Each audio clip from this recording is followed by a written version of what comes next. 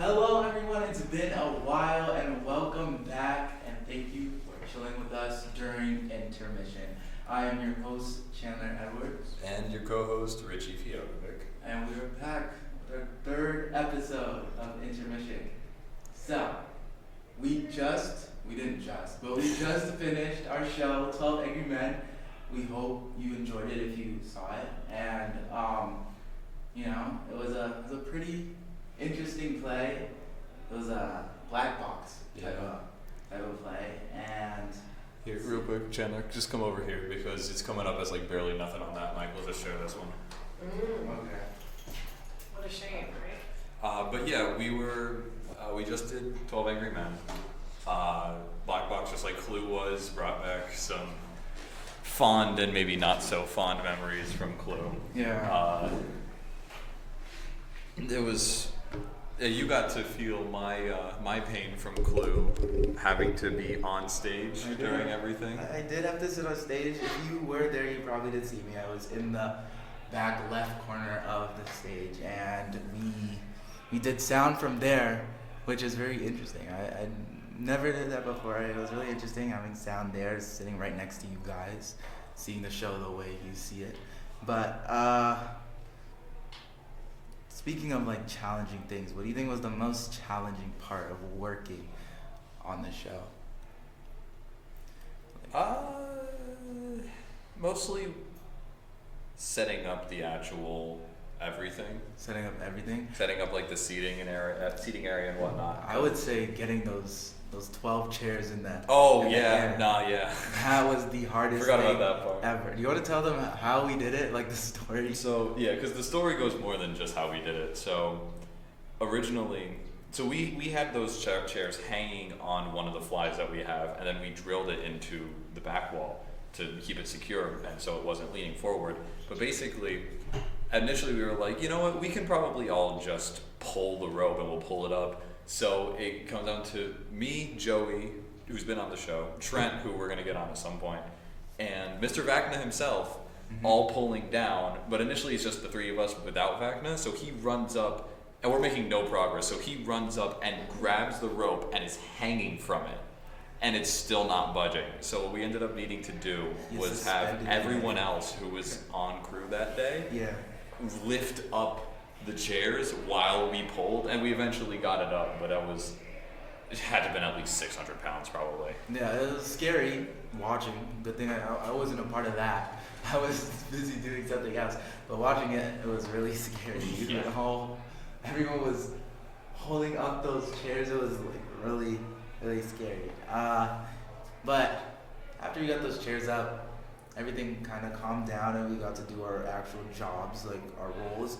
And you were up there in the lighting booth. Was it hard doing the show in the lighting booth since you were all the way up there and everyone was on stage? No.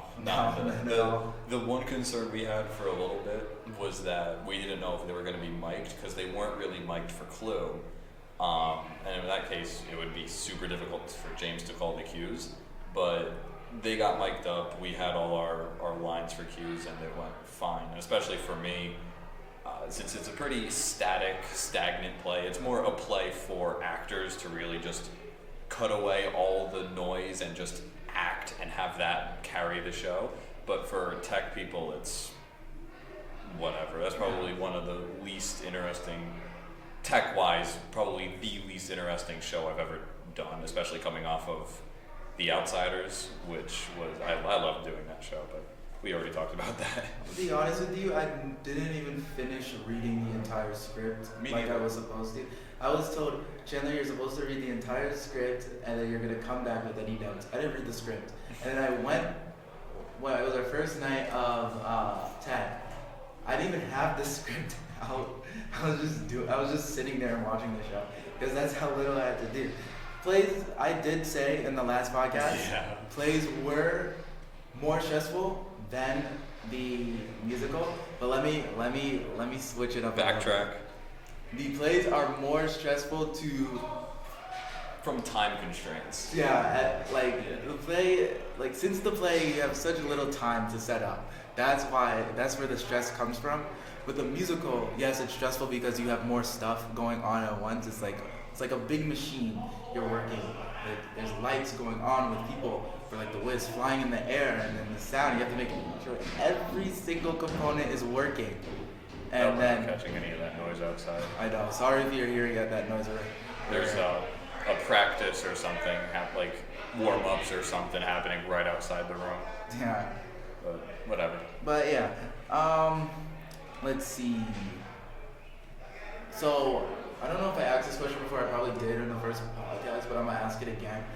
So I don't know if you like always enjoyed theater, if you had your views changed from joining theater. So like, did working behind the scenes change how your view on theater like was before? Yeah, definitely. Actually, yeah, definitely. Because I joined stage crew because it was like I remember it was Tyler Dobeck sitting at the stage crew booth, and next to him was Johnny Guzman sitting at the theater group. And I'm talking to Johnny because I actually used to go to school with him. We went to the same elementary school, and it was like K to 8 school. So I've known this guy for most of my life. Yeah. So I'm going between the two of them, and he's like, "Oh, you get to work with girls on this." And Tyler, here's a good perspective of my mindset freshman year, because Johnny said you get to work with girls. Tyler says you get to work with power tools, and I chose the power tools. Oh, okay. So I was like, I've always wanted to kind of work on that kind of stuff anyway. The show part was, honestly, my mindset was that like, okay, I'll help build the stuff, but I really don't care about the show. Not expecting to be roped into, oh yeah, by the way, you're gonna do a spotlight. You're gonna have one of the most important jobs in the show. It's a visual, so yeah, if you mess up, the audience will see. I joined stage through peer pressure. I remember I was a freshman. It was my first club day or club meet or whatever it was, and all the tables were set up outside, and two kids, Ralph Fields and Jason. I love Jason. Those two were doing the table that year, and they're like, "You come here." I didn't want to sign up for anything. I was just outside because I had nothing to do. It was a nice day. So yeah, they said, "You come over here." I was like, "Uh-oh," and then I was like, "Hi," and he said, "Put your name down," and I'm like, I'm putting my name down, and I'm putting my name down for something I don't even know what I'm putting my name down for, and then I put my name down and I asked him, "What did I just sign up for?" He said, "Oh, you're doing this is theater," and I was like, "Okay," and then he said, "Sign up for this one too." So I have my name down for theater, and I have my name down for stage crew. So I have two things right now. So then it was a Tuesday, and damn, how do you remember that? I remember it. It was Tuesday, and I think it was the first meeting for the cast that year, and it was Calvin, Lindo, and JP sitting on the stage. I'm thinking I'm joining stage crew. I'm thinking this is stage crew. I'm walking in. First question they asked me, they say, "Hi, what's your name?" I say, "My name's Chandler." And then he said, "What's your favorite musical?" I was like, I don't know musicals. So I was kind of stuck. So I just said Hamilton because everyone knows Hamilton. And then I asked him after the meeting was over. I emailed Calvin. I was like, "Is this stage crew?" And he's like, "No, this is cast." And I was like, "Oh no, I can't sing, I can't act or dance." And then I emailed Mr. Ragnar, now a part of stage crew. So yeah, that's a bit of our, I guess, backstory. I have a funny story on a similar vein. Mm-hmm. I was coming in for stage crew one day. It was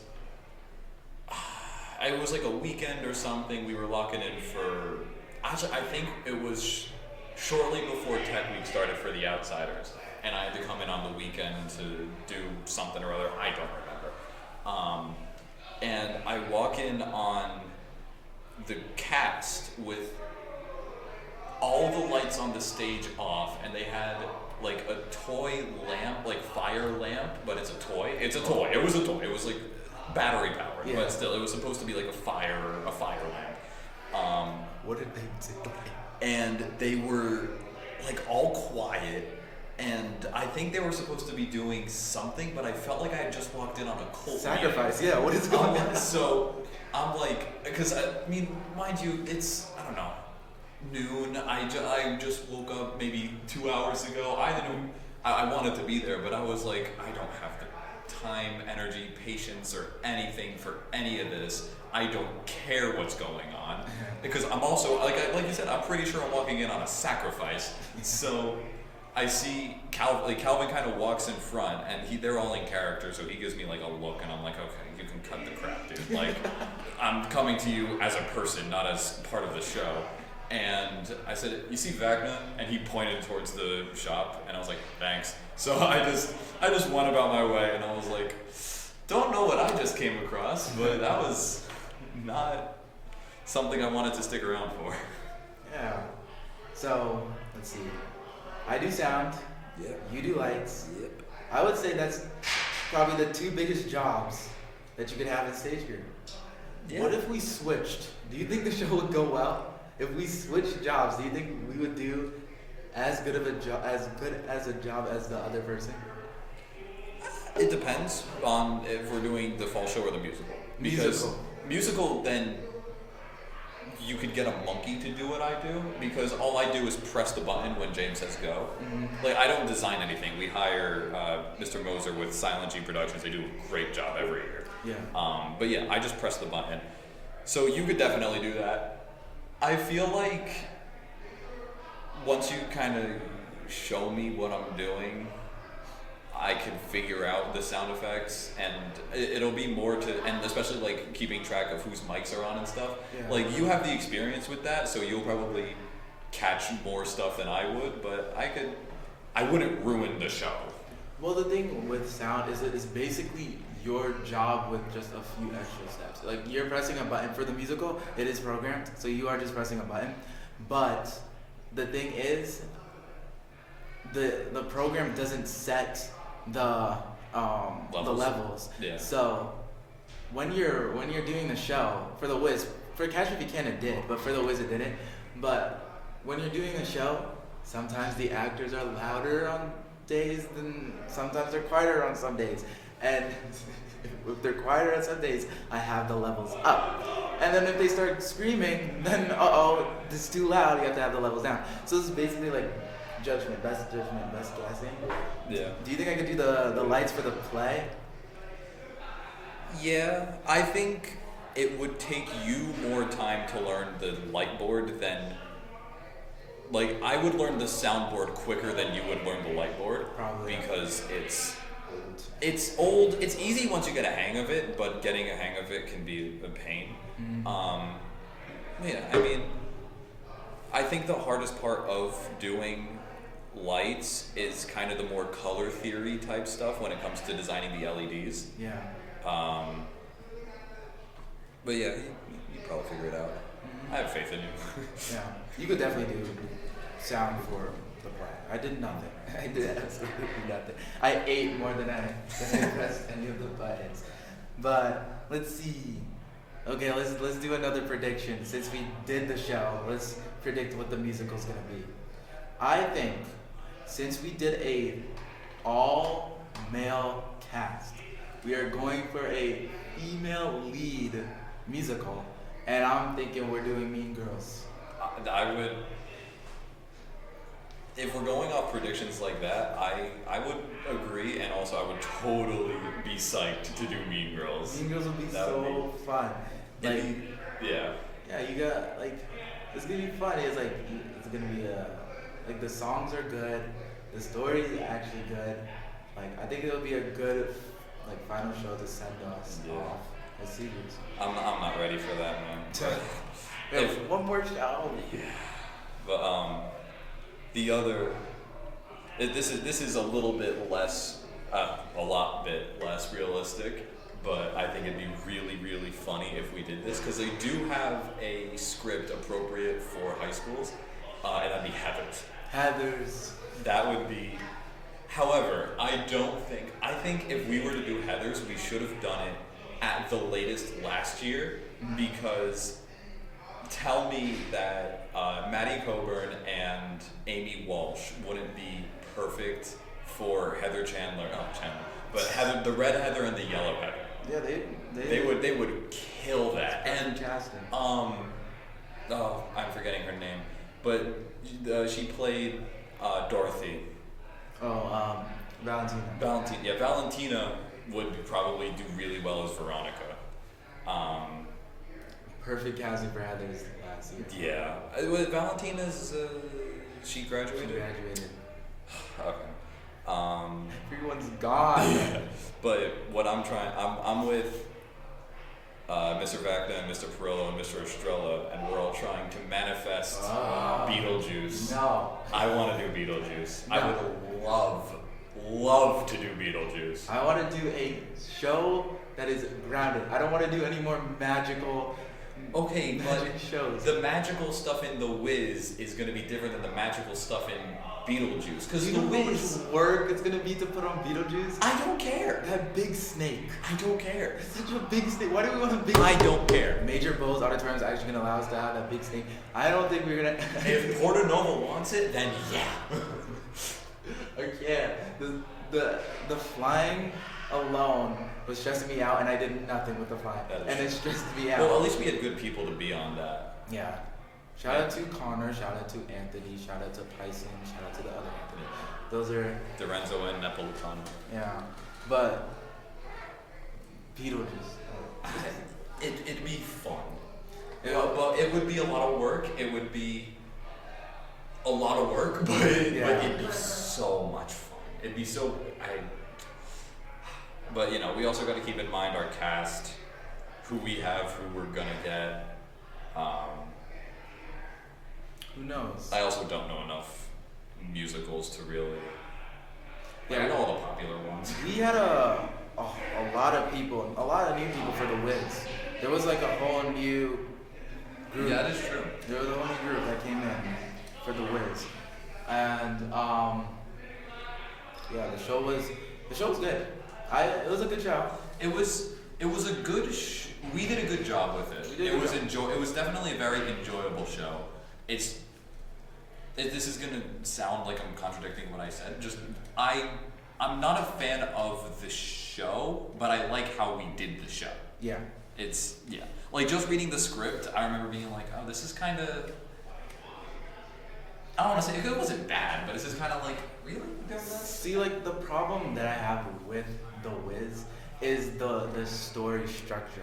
Like, I could see that. First off, Aunt M, one scene, really one song, and then the whole thing is like. And she killed it too. She did really good. Jesus. I think Guys, that the mic definitely picked that up. We promise everything is okay here. It's just loud noise in the background. We promise that nothing bad is happening. But the story structure, I feel like Aunt M only one scene, and the entire thing is for Dorothy to get home. Why should I care that Dorothy wants to get home if I don't even care about Aunt M or Uncle Henry? I don't care at all about those characters. Well, okay, look at the Wizard of Oz though. Like, look at the basement. She's at her little family, and then her house gets swept to Oz, and then it's just Dorothy for the whole movie. So that's not. It's the same thing with the Wizard of Oz. So you don't like the Wizard of Oz either? No. Okay. Like people, you're gonna hate me, but that movie does not. It's not like. It's overrated. I'm sorry. I'm not gonna argue with it. It's a classic, and I do like it, but it's a little overrated. Yeah, and also the Wiz. At least the Wicked Witch is seen in the Wizard of Oz multiple times. The Wiz, she only has 2 scenes, and that's our main villain. That is true. And you don't see her until Act 2. So the entire first act is we're talking about this villain, and we don't even see her, and it's like Eveline, and then we don't even see Eveline until Act 2.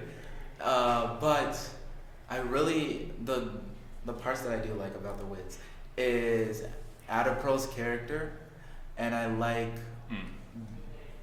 No, let me hold on. Before I start talking about what's good about it, let me keep going back to what's bad. The Scarecrow and the Tin Man are only useful once, and that's in their introduction. And then they don't do anything after that because the author focuses so much on Dorothy and the lion. Yeah, and that's kind of weird considering in the movie they casted Michael Jackson for the Scarecrow. Yeah. And that was like one of their huge selling points is that, look, we got Michael Jackson. Michael Jackson. And then of course they made him sing like There's No Tomorrow in the movie, but like also the movie feels like a fever dream, more so than The Wizard of Oz did. When we watched that movie, I don't know what I was watching. I was like, what did he put in this pizza? That was my last day as a 16-year-old, and I was going into my 17th year watching that. And I was like, this is how I this is how I see my last day as a 16-year-old. The poppy scene was something else. The one they were in the subway, that scene was also something else. Like it's an interesting thing. It's probably a very good movie to watch if you do like LSD. Not condoning the use of that in the slightest, but yeah, you know, if you do, try putting on The Wiz next time. Also, let's see, going back to what's good about this show. I actually like the songs. The songs are good. I like the songs. The songs are really good. My favorite song, top 3, I won't put them in a specific order. But top 3 would be He's the Wiz, Outer Pearl song. I think actually that'd be firmly number 1 for me. Number 1? That one grew on me really quickly.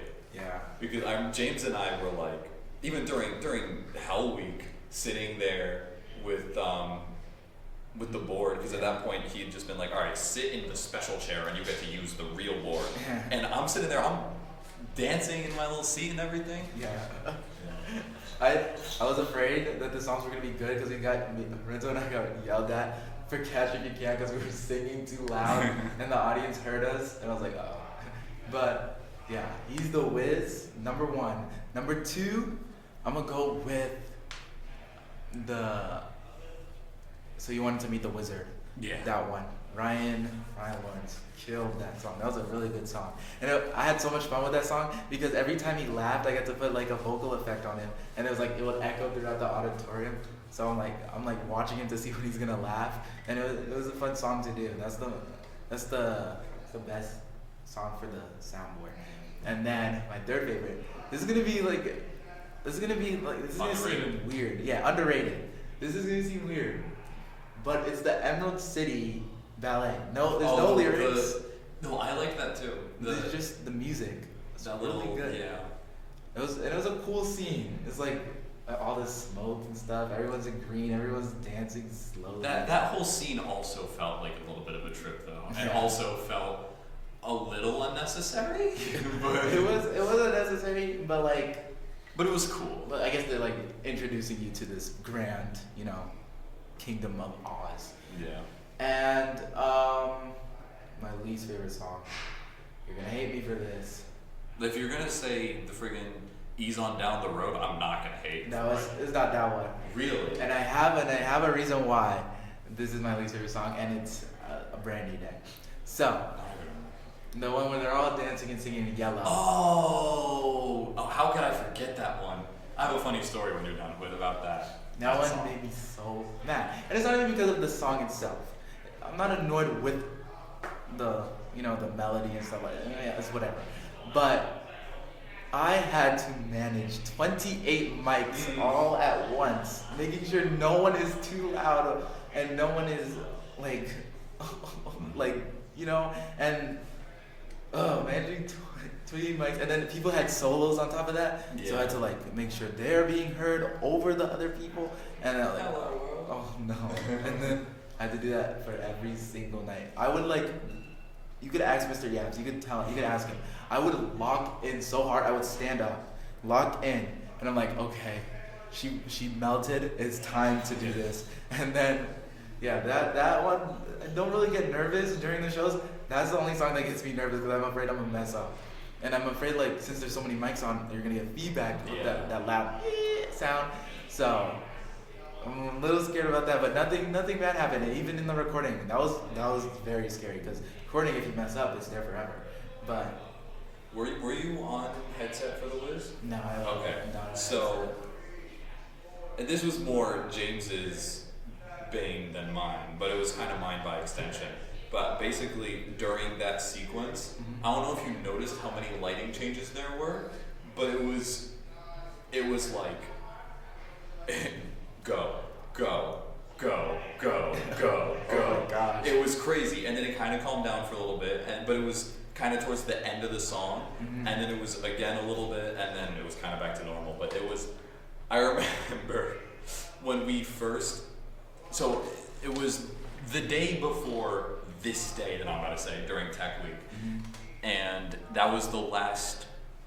Like when the previous day ended, we knew that we were gonna pick up with Brand New Day. Yeah. And Moser was like, "All right, I'm gonna work on something, and then I'll bring it up tomorrow." So James and I sit down. We just got back from Domingos or something.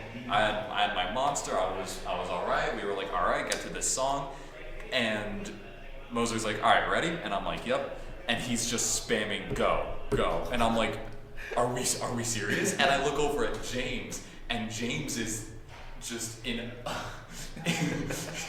he's stressing out. He's like, I have to do this. I have to do this. Yeah. I wish James was here. Oh man. Yeah, he couldn't make it, but yeah. James had to say all the goes. That was. Yeah, that was interesting. The rest of the show wasn't. It was probably average difficulty, except for that one song. That one song was. Ooh, it was tricky. Yeah. I never had James on headset. The only time I was on headset was for when I want sound effects, because that's the only time you need the headset. But I never had James. All my headsets were Tyler. Yeah. Tyler Novak. And the one time when James did the headset for Catch Me If You Can, Renzo was on headset that day. That was my first day doing soundboard. But yeah. So one last question. We got a whole new group of station members. We had a couple of freshmen, a couple of sophomores joining us. Do you have any advice for those kids? What would you say before you leave? Just be available, be ready to work, but also don't forget to have fun, but also recognize when this is what Wagner says all the time, when it's time to play and it's time to work. Yeah. When it's time to play, don't be afraid to, don't go crazy, but don't be afraid to legit just have fun. My advice would be to, respect your work. Yeah. It's your work. It's your be show. proud of what you do and try for what you do. It's your show. It's your stuff. Be proud of it. And one day you're taking that final bow and you're never gonna do this again and those doors are gonna be closed. Shush. Stop talking. I'm not ready for that. But yeah, respect your work. Have fun while you're at it, but also, be serious when it's time to be. And yeah, so I guess that's it. This is our little episode 3, We have very, very exciting episodes coming up. These ones we're actually gonna have guests. We're gonna have guests, and it's gonna be really exciting. I'm not gonna spoil who it is, but we have guests coming up. So. This is probably gonna be the second to last episode before Christmas break. We're gonna try to get one in next week for a Christmas special. A little Christmas special. Very, very big guest coming up. I hope you had a very happy Thanksgiving. And if something comes up and we can't do that next episode, a Merry Christmas and a Happy New Year. And enjoy Stranger Things Season 5, Volume 2. Yeah, if you haven't gotten on that train, get on it. It's awesome. Immediately. Thank you, everyone. Thank you for chilling with us at Intermission. And see you on the next, Intermission's 15-minute break, but this is not 15 minutes. See you on the next 30-minute break. Thank you, everyone. Later.